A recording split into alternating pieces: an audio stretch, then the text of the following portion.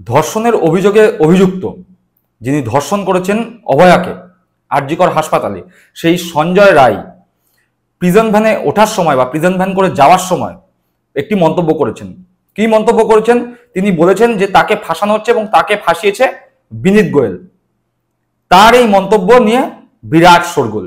তিনি ঠিক কি বলেছেন আগে আমরা সেটা দেখি, সেটা শুনি।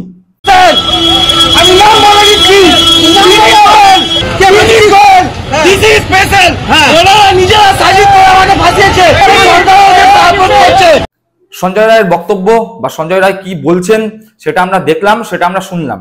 আর তার এই বক্তব্য নিয়েই উঠে পড়ে লেগেছে বিরোধী দলগুলো। কারা কারা? সিপিএম, বিজেপি, এরা উঠে পড়ে লেগেছে এবং তারা বলছে, তারা দাবি করছে যে সঞ্জয় রায় যখন বলেছে তখন অবশ্যই বিনীত গোয়েলকে হেফাজতে নিয়ে জিজ্ঞাসাবাদ করতে হবে। তাদের দাবি অনুযায়ী সঞ্জয় রায় যেটা বলছে সেটাই ঠিক।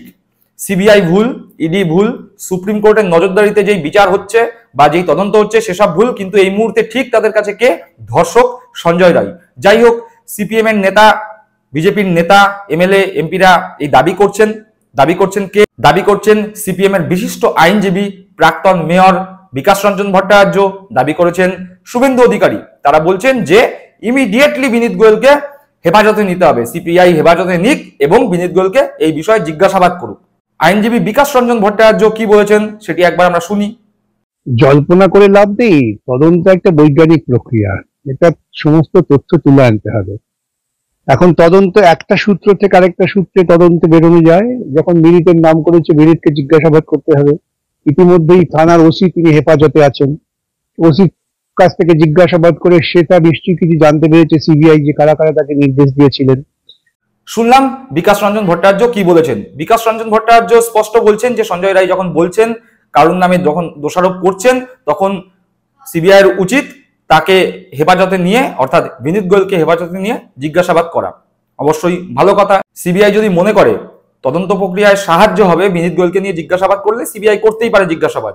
সে সমস্ত বিষয়ে আমরা ঢুকছি না, তার কারণ তদন্তের মতো তদন্ত সুপ্রিম কোর্টের নির্দেশে চলছে, সিবিআই তদন্ত করছে, সিবিআই এর মতো তদন্ত করছে। কিন্তু এরকমই একটি দাবি কিন্তু করেছিলেন সুদীপ্ত সেন। তিনি চিঠি লিখেছিলেন। কাকে চিঠি লিখেছিলেন? মুখ্যমন্ত্রী মমতা বন্দ্যোপাধ্যায়কে, প্রধানমন্ত্রী নরেন্দ্র মোদীকে। সেই চিঠিতে তিনি স্পষ্ট করে 5 জন ব্যক্তির নাম উল্লেখ করে দিয়েছিলেন এবং বলেছিলেন যে তারা, যাদের নাম সুদীপ্ত সেন, অর্থাৎ সারদা কাণ্ডের সুদীপ্ত সেন, যাদের নাম উল্লেখ করে দিয়েছিলেন চিঠিতে, তিনি স্পষ্ট করে বলেছিলেন যে তারা সুদীপ্ত সেনের কাছ থেকে টাকা নিয়েছেন। সেই লিস্টে কিন্তু শুভেন্দু অধিকারীরও নাম ছিল, সেই লিস্টে নাম ছিল সুজন চক্রবর্তীরও, সিপিএম নেতা সুজন চক্রবর্তীরও সেই লিস্টে নাম ছিল, শুভেন্দু অধিকারীরও সেই লিস্টে নাম ছিল। এই কথা সুদীপ্ত সেন নিজে মুখেও বলেছিলেন। একবার শুনি সুদীপ্ত সেন কি বলেছেন। আমি কতবার টাকা নিয়েছে মিস্টার সেন? কতবার টাকা নিয়েছে? আরে আপনি কি বলে টাকাটা নিয়েছিল? আমি জানিছি, আমি জানিস কিভাবে কতবার টাকা নিয়েছে মিস্টার সেন? কতবার টাকা নিয়েছে? আরে আপনি কি বলে টাকাটা নিয়েছিল? মিস্টার সেন, দ্বিতীয় চিঠির বয়ানে কার নাম ছিল? হ্যাঁ, আপনারা বলুন। লিখেছি কি, কতবার টাকা নিয়েছে? সেটা আমি বিস্তারিত দিয়েছি, অনেক টাকাই নিয়েছি। চিঠিটা কার কথায় গিয়েছিল? শুভেন্দু অধিকারী। আরেকবার বলুন, দ্বিতীয় চিঠির বয়ানে কার নাম ছিল? শুভেন্দু অধিকারী। কত টাকা নিয়েছিল? কি বলে টাকা নিত? একটা জমির ব্যাপার ছিল, আরেকটা আপনার স্যাংশন প্ল্যানের ব্যাপার ছিল না। ব্ল্যাকমেল করতো? ব্ল্যাকমেল করতো? হ্যাঁ। সুদীপ্ত সেন কি বলেছিলেন সেটি শুনলাম। এখানে দেখা যাচ্ছে, শোনা যাচ্ছে সুদীপ্ত সেন স্পষ্ট বলছেন যে শুভেন্দু অধিকারী বিভিন্ন সময় ব্ল্যাকমেল করে তার কাছ থেকে টাকা নিয়েছে। সংবাদপত্রে খবর বেরিয়েছিল এই সুদীপ্ত সেনের চিঠির যে বয়ান, সেই বয়ানের ভিত্তিতে সেখানে স্পষ্ট করে 5 জন ব্যক্তির নাম দেওয়া আছে। সেই ব্যক্তিদের নাম দেওয়া আছে, তার মধ্যে সুজন চক্রবর্তীরও নাম ছিল। স্ক্রিনে আপনারা দেখতে পাচ্ছেন সেই খবর, এবং সেখানে স্পষ্ট করে দেখা যাচ্ছে যে সুজন চক্রবর্তী সুদীপ্ত সেনের কাছ থেকে 9 কোটি টাকা নিয়েছেন বলে দাবি করেছেন সুদীপ্ত সেন, সারদাকর্তা সুদীপ্ত সেন। তাহলে এই মুহূর্তে সিপিএম এবং বিজেপির নেতারা যখন বলছেন সঞ্জয় রায় যিনি ধর্ষণ করেছেন, যিনি ধর্ষক, তিনি যখন বলছেন বিনীত গোয়েল সঞ্জয় রায়কে ফাঁসিয়েছে, তার বক্তব্য অনুযায়ী যদি বিনীত গোয়েলকে সিবিআই হেফাজতে নিয়ে তদন্ত করে, বিজেপি এবং সিপিএমদের কথা অনুযায়ী, বিজেপি এবং সিপিএমরা তো চাইছে যে বিনীত গোয়েলকে সিবিআই হেফাজতে নিক এবং তদন্ত করুক। তার কারণ সঞ্জয় রায় প্রিজন ভ্যানের মধ্যে বসে বলছেন যে তাকে বিনীত গোয়েল ফাঁসিয়েছে। সিপিএম এবং বিজেপির কথা অনুযায়ী যদি ধরে নিই যে সিবিআই এর উচিত বিনীত গোয়েলকে নিয়ে তদন্ত করা, বিনীত গোয়েলকে নিয়ে জিজ্ঞাসাবাদ করা, তাহলে সুদীপ্ত সেনের কথা অনুযায়ী কেন সিপিএম নেতা সুজন চক্রবর্তী, বিজেপি নেতা তথা বিরোধী দলনেতা শুভেন্দু অধিকারী, কংগ্রেসের অধীর রঞ্জন চৌধুরীকে ডেকে নিয়ে গিয়ে সিবিআই বা পুলিশ জেরা করবে না? সুদীপ্ত সেনও তো অভিযোগ করেছিলেন, সুদীপ্ত সেনও তো চিঠি দিয়ে লিখেছিলেন, চিঠি দিয়ে বলেছিলেন যে আমার কাছ থেকে এরা ব্ল্যাকমেল করে টাকা নিয়েছে, টাকা চেয়েছে। সঞ্জয় রায়ের বক্তব্যের ভিত্তিতে যদি বিনীত গোয়েলকে জিজ্ঞাসাবাদ করার দাবি সিপিএম এবং বিজেপি নেতারা জানিয়ে থাকেন, তাহলে কেন সুদীপ্ত সেনের দাবি অনুযায়ী, সুদীপ্ত সেনের চিঠি অনুযায়ী, সুদীপ্ত সেনের বক্তব্য অনুযায়ী শুভেন্দু অধিকারী, সুজন চক্রবর্তীকে জেরা করা হবে না? বলতে পারেন সিপিএম এর বন্ধুরা, বিজেপির বন্ধুরা?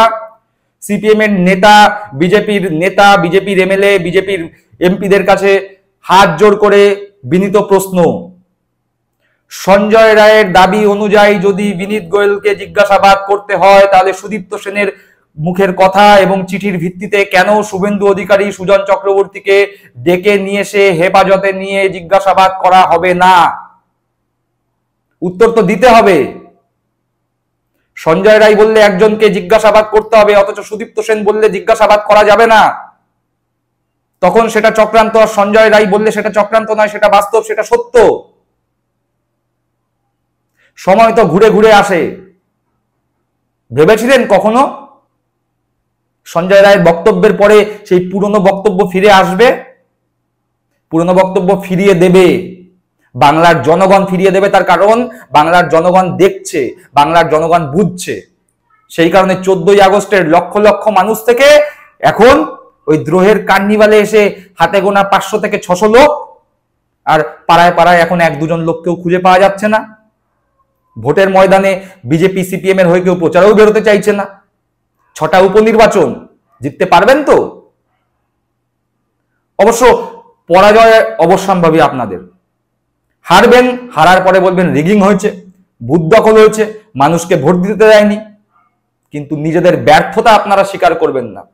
সিপিএম তো মহাশূন্যের দিকে ধাবমান, বিজেপি 77টি সিট পেয়েছিলেন, কমতে কমতে সেটি 70-এর আশেপাশে এসে দাঁড়িয়েছে।